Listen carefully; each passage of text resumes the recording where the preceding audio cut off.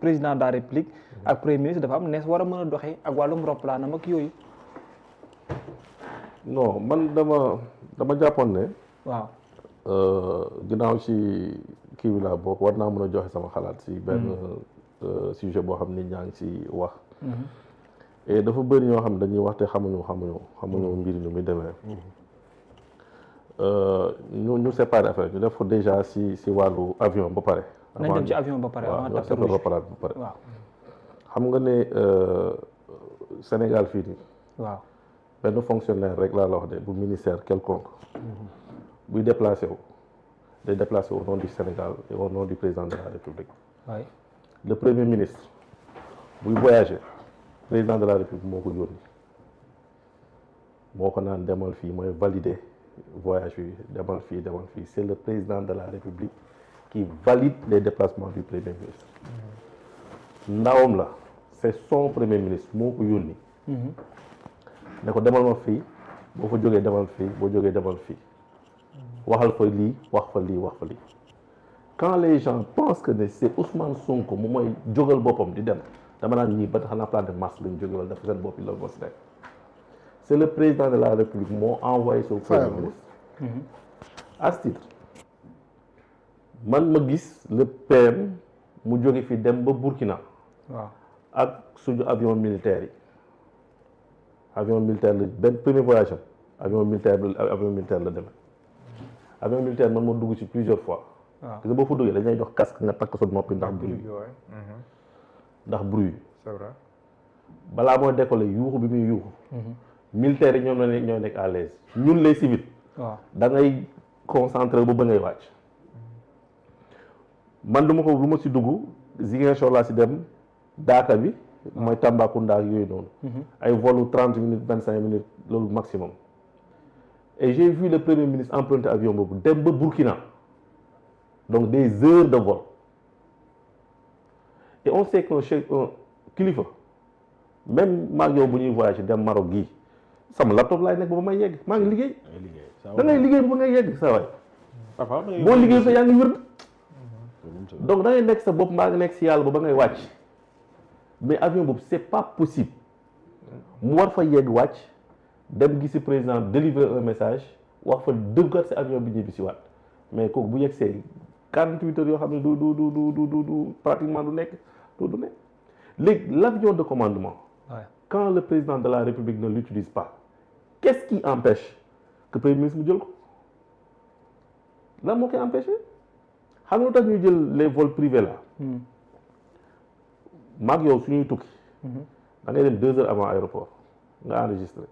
toog xaar vol mu escale fii wàcc escalade fee wàccaat te dëkk Afrique en Afrique centrale kii yëg yooyu noonu y a pas de vol direct depuis le Sénégal donc ñu bëgg ko may mu mën a voyager en toute quiétude dem ñëwaat mais l'avion présidentiel jox ko fi ay joueurs équipe nationale kon xam nga du si duggati on va interdire à l'équipe nationale de monter dans l'avion présidentiel bu fekkee dañuy topp logique boobu rek dañu jël avion di ko jox pour ñu mën a rallier fi ñu mën a dem rapidement parce que justement dañu bëgg ñu yegg ak fraîcheur. Mais pourquoi on se priverait de donner ça à notre premier ministre? Parce que c'est Ousmane Sonko. dafa am yoo xam ne. bu si nit ñi di wax man dama jàpp ne dafa soxor sax daf ci bokk léeg-léeg soxor daf ci bokk maintenant suñu considéré li ko taxoon a dem bi mu wàccee fii waxu mu leer nañ.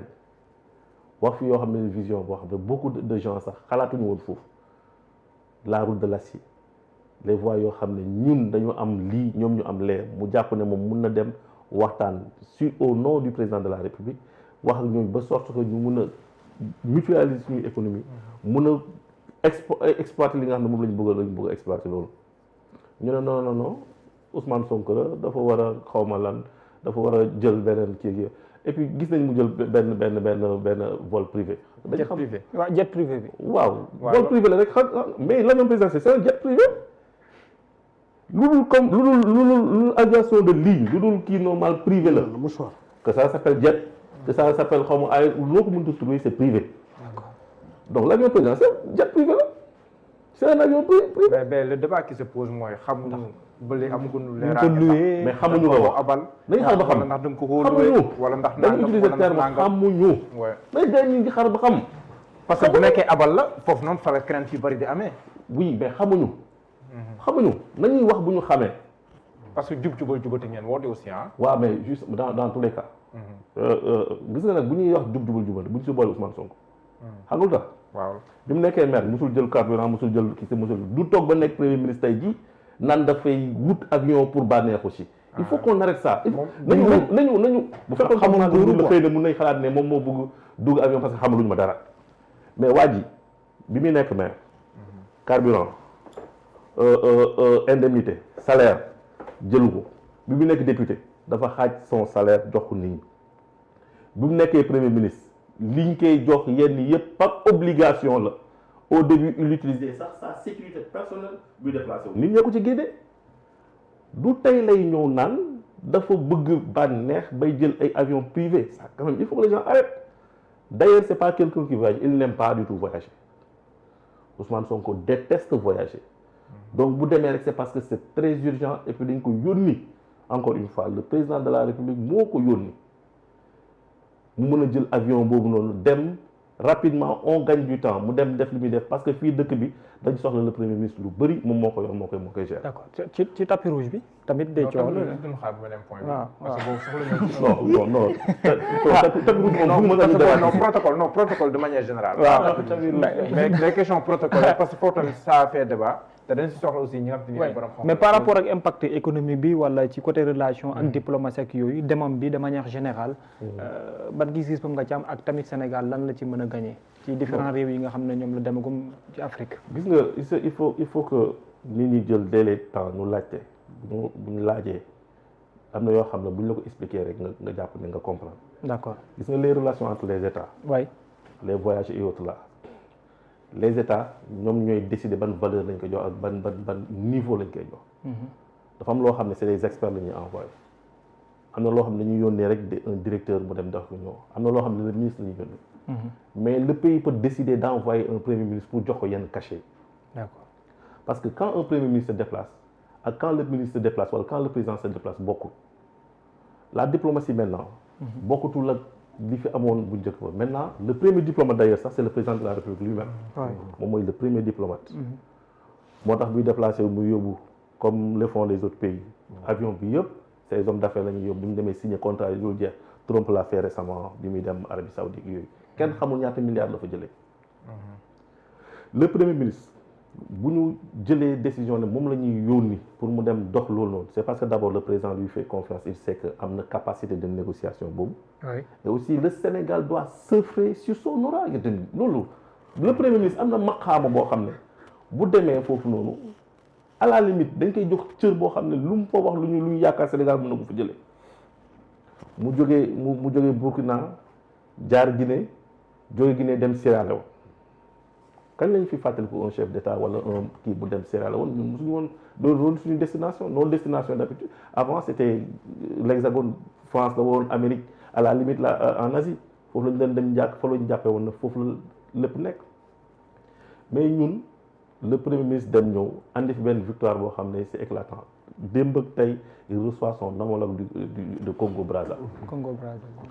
surtout boobu c'est important avec la Sénélec bi nga xam ne nii mais c'est pas que ça. c'est pas que ça c'est que loolu la nit ñi war a xool dañu xool maintenant la nouvelle politique bi nga xam ne moom la le président de la République adopté la diplomatie bi nga xam ne moom la président de la République adopté et coow amoon na fi récemment aussi si El Malick bu fi demoon voyager mais c'est que man Sénégalais man dama naan c'est xam nga lu waa ji waxoon rek chaque jour dama koy répéter c'est pas parce que Sénégal amul lu mu wax moo tax muy noppi Sénégalais bu amul lu mu wax sax dina wax il faut mu wax